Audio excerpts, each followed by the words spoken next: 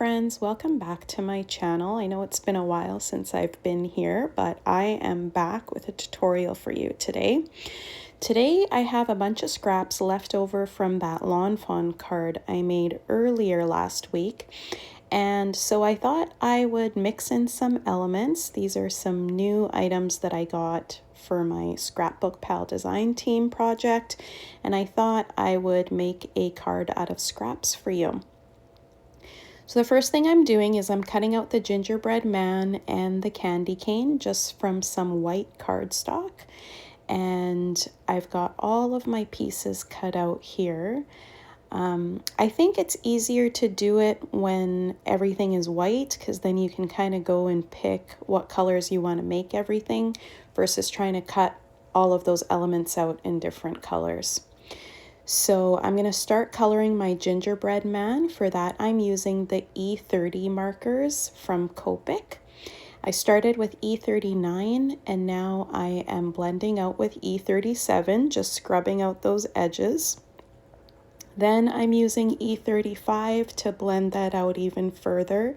And my whole point was to make those edges kind of look toasty for that gingerbread man because I wanted him to look edible. For the mouth, I just did a black outline because I wanted him to have teeth. For my Scrapbook Pal project, I did it in all black. And if you want to go over there, you can pop in and see how I use these images to make some cute Christmas tags. So that video should be published later sometime next week. But for my card today, I just thought I would make a card just out of all the scraps I have, right? Use up those scraps, guys. So now I'm just putting together the candy cane. Instead of the traditional red, I wanted to make it green just because I have the red background there and I really wanted that candy cane to pop. And then for my bow, I just colored it in red. And now I'm just putting the elements of the gingerbread man on. So I did use the two bigger dots for the eyes. I wanted it to look like icing. And then I realized that the other two dots were a little tiny, and so I just rubbed that glue off. And now I'm using my white Jelly Roll pen to just add some buttons and put some detail lines on the gingerbread man to make him pop. So the next thing I'm going to do is take that reverse snowflake image there. It was looking kind of plain to me, so I'm adding in some sweet sorbet ink to the middle of that card. You can use whatever red you have, but I have the full stash of Stampin' Up! Inks, and so for me, those are just the easier ones to use because I'm kind of cheap that way. I don't want to go buy every single ink pad. So use what you have on hand, guys. Even though, you know, I don't make money off of those Stampin' Up! Ink pads or using them in my videos, but if you have them, you got to use them until they're dead, and then you can go buy some new ones. So I decided to add a third element to the card just because two wasn't looking great to me. I needed a third item there. And so I've brought in this gift box that I got from the Spellbinders Advent Calendar last year, and I thought that would fit perfectly with this card. So I just die cut it. I colored it with some R29 marker and added some polka dots. And I'm going to add that to the bottom of the card just to make it, you know, look better.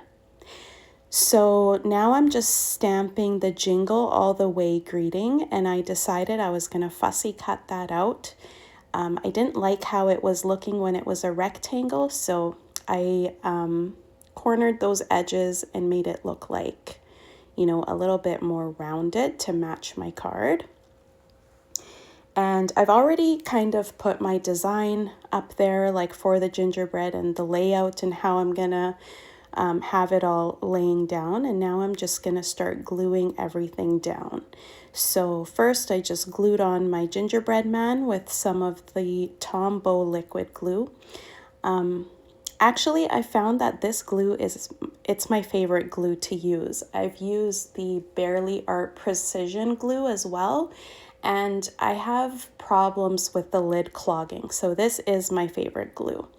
And then for the present, I did use a foam square, and I'm also going to use a foam square for my greeting, just because I wanted it to be popped up a little bit.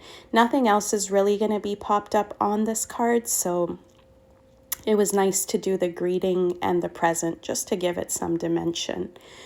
Later, I kind of did think maybe I should have put some foam strips on the back of that red panel, but in the end, the card still looks great, and so I was happy with that.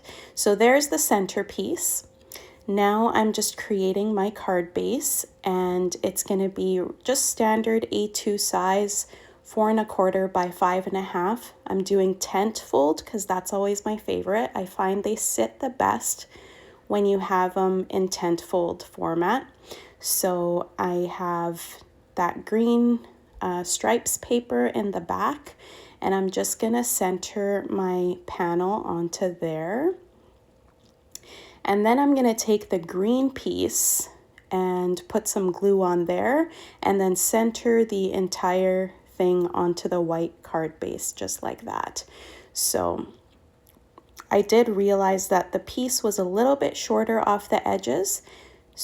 That didn't really bother me though. It still looks really nice. And so I just decided to glue that on as it was. And now for the final touch, I'm just gonna add some green sequence bits just to make it pop even further. At first, I just put the 3 pieces on the center, but then I thought that it would be fun to put some of the bigger sequins on the white area just so it doesn't look so blank.